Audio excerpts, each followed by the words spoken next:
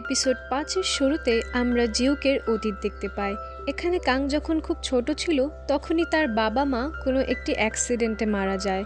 কাংয়ের দায়িত্ব তখন গিয়ে পড়ে জিউকের কাঁধে। কিন্তু জিউক অত্যন্ত কেয়ারলেস একজন মানুষ ছিল। সে শুধু নিজের ফ্রিডম নিয়ে আর নিজের লাইফ নিয়ে ব্যস্ত থাকতো। এজন্য কাংও আস্তে আস্তে জিউকের সাথে দূরত্ব তৈরি করে নেয়। এরপর একদিন জিউকের বাবা অসুস্থ হয়ে পড়ে এবং তাকে হসপিটালে অ্যাডমিট করা হয়। আর এখন কাংয়েরও ঠিক একই অবস্থা। সব মিলিয়ে জিউক অনেক চিন্তিত হয়ে পড়ে। পরের সিনে আমরা জিউককে তার অফিসে দেখতে পাই। জিউক তার অফিসের লোকদের মাথায় এস লাইন দেখতে পাচ্ছিল।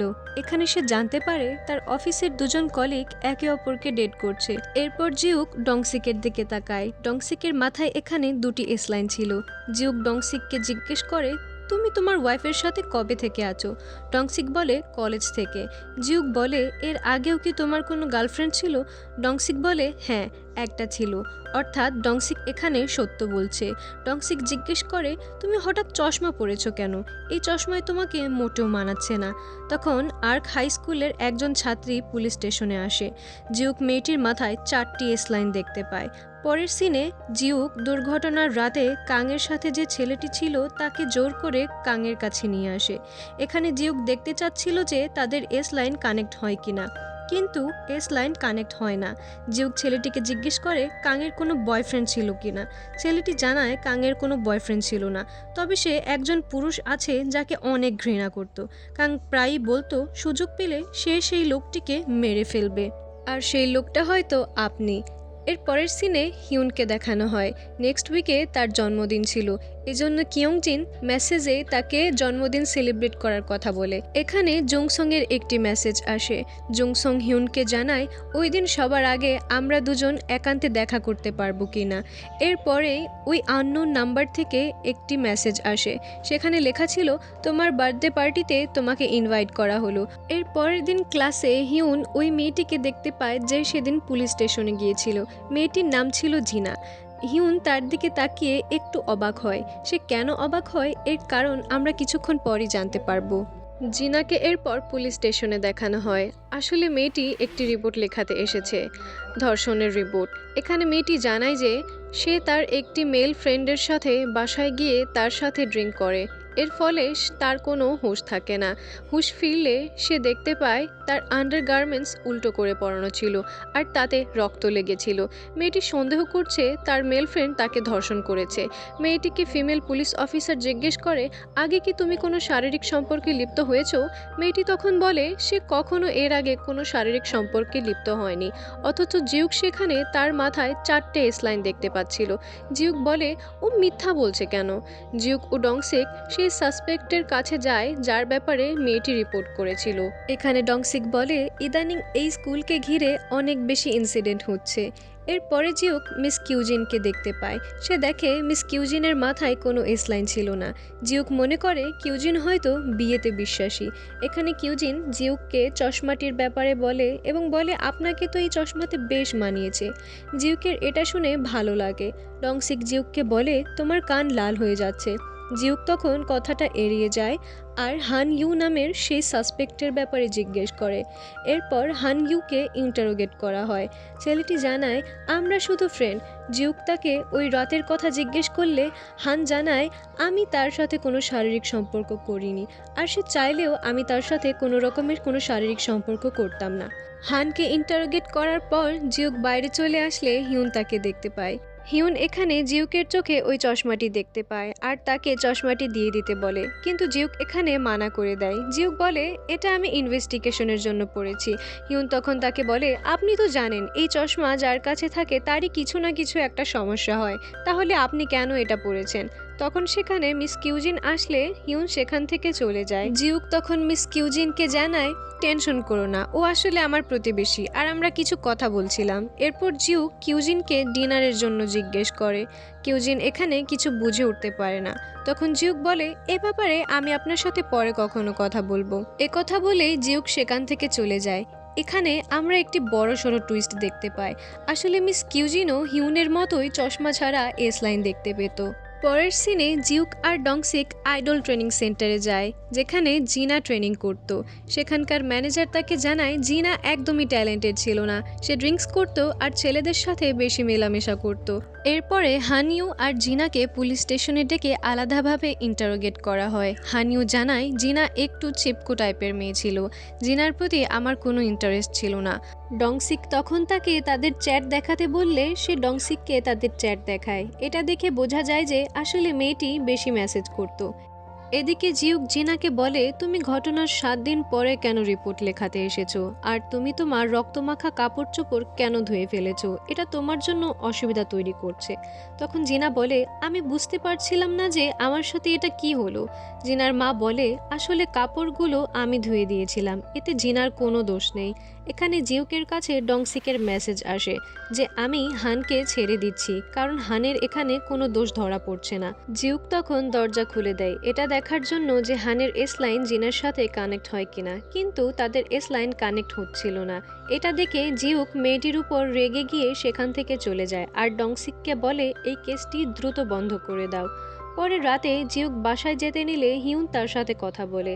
এখানে হিউন তার চশমাটি পরে সেটা দিয়ে আসলে এস লাইন দেখা যায় এটা বুঝতে পারে।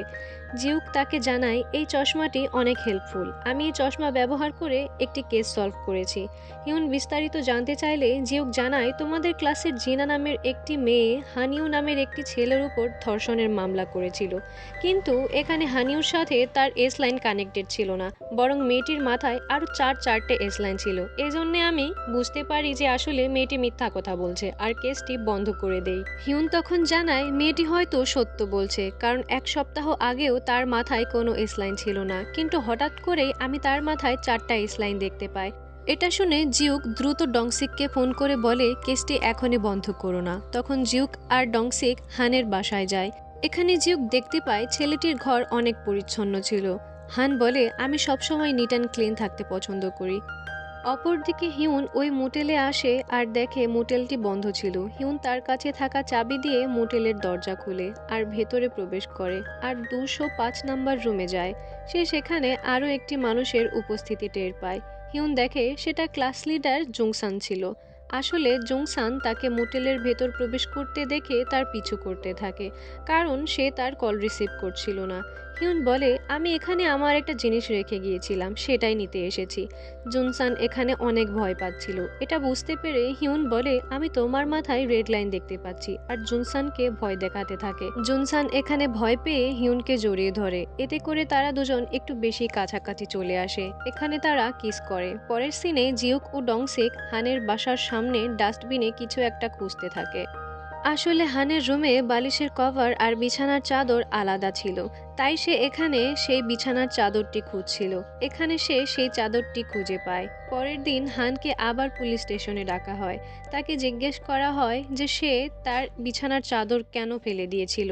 হান এখানে বলে আমার জার্মোফোবিয়া রয়েছে, সেদিন জিনা সেখানে বসেছিল যা আমার একদম ভালো লাগেনি, তাই আমি সেটা ফেলে দিয়েছি।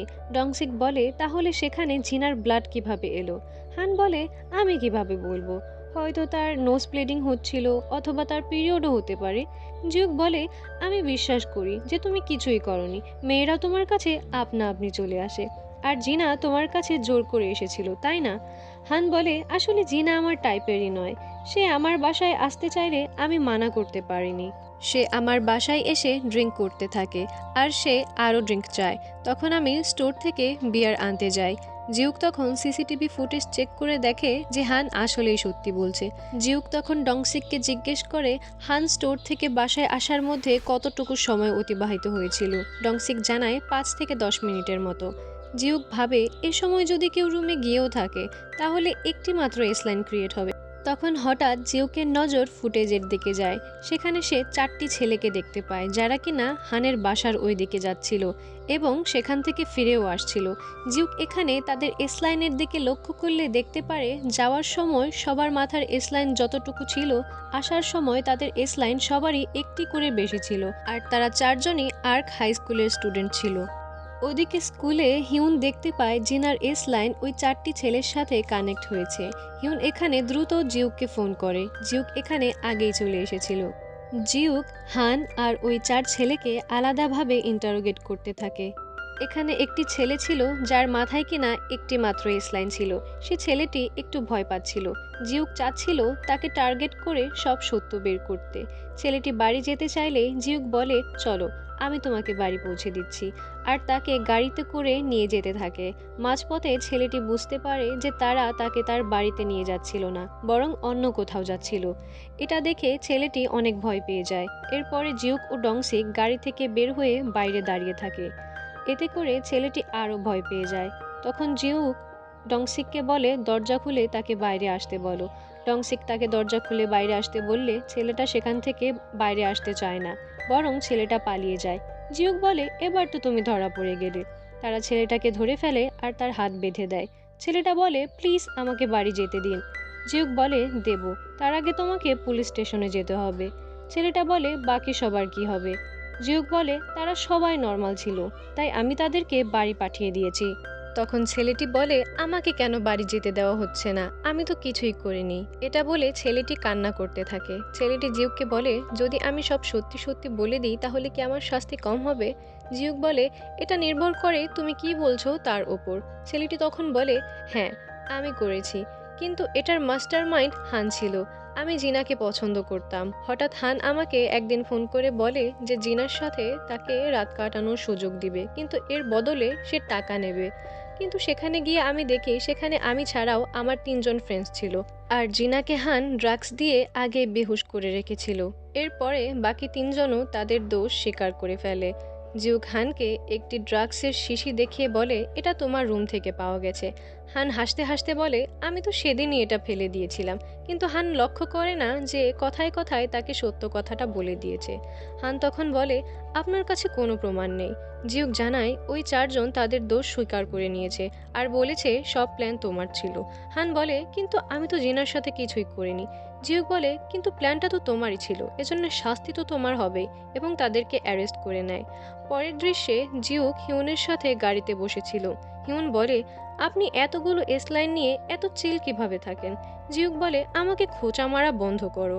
এখানে জিউকের কাছে হসপিটাল থেকে ফোন আসে, এজন্যে হিউনকে সে বাস স্টপে রেখে সেখান থেকে চলে যায়। হিউন তখন জুনসানকে ফোন করে, কারণ কিছুক্ষণ পর তার বার্থডে শুরু হয়ে যাবে। জিউক হসপিটালে গিয়ে জানতে পারে যে তার বাবা আবার হসপিটাল থেকে উধাও হয়েছে। সে এখানে ভিডিও ফুটেজ চেক করে দেখতে পায় একটি মহিলা তার বাবাকে গাড়িতে করে সেখান থেকে নিয়ে যাচ্ছিল, আর সেই মহিলাটি ছিল মিস কিউজিন। কিউজিন এখানে সিসিটিভির দিকে তাকায়, আর তখনই জিউকের কাছে আননোন নাম্বার থেকে একটি মেসেজ আসে। সেখানে কাংয়ের ছবি ছিল। জিউক মনে করে কাংয়ের হয়তো কোনো বিপদ রয়েছে, তাই সে দ্রুত কাংয়ের কাছে চলে যায়। গিয়ে দেখে কাং একদম ঠিক আছে। জিউক এখানে লক্ষ্য করে কাংয়ের এস লাইন এখানে যার সাথে কানেক্টেড আছে সে হয়তো দরজার বাইরে কোথাও আছে। এখানে লোকটি দরজা খুলে ভেতরে আসে, আর সে আর কেউ নয় বরং কাংয়ের দাদা, অর্থাৎ জিউকের বাবা, যার সাথে কাংয়ের এস লাইন কানেক্টেড ছিল। এটা দেখে জিউক পাগল হয়ে যায়। এখানে সে নিজের চোখকে বিশ্বাস করতে পারছিল না, অর্থাৎ কাং নিজের দাদার হাতে ধর্ষিত ছিল। সে রাগে তার বাবাকে কাংয়ের কাছ থেকে দূরে সরিয়ে নেয়, আর তার বাবাকে মারতে যেয়েও মারতে পারে না, কারণ দিন শেষে সে তার বাবা ছিল আর মানসিকভাবে অসুস্থও ছিল। সে এখানে কান্না করতে থাকে, কারণ কাংয়ের সাথে এত কিছু হয়ে গেছে আর সে এই সব কিছুর ব্যাপারে অবগত ছিল না। এদিকে আমরা হিউনকে দেখতে পাই যার হাতে রক্ত ছিল। হিউন জিউককে ফোন করে বলে, প্লিজ আমার আপনার সাহায্য লাগবে। আর এপিসোডটি এখানেই শেষ হয়ে যায়। ভিডিওটি কেমন লাগলো কমেন্টে জানাতে ভুলবেন না, আর ভিডিওটি ভালো লেগে থাকলে লাইক করে চ্যানেলটিকে সাবস্ক্রাইব করে আমাদের পাশে থাকবেন। দেখা হচ্ছে এর পরের এপিসোডে, ততক্ষণ পর্যন্ত সুস্থ থাকবেন। আল্লাহ হাফেজ।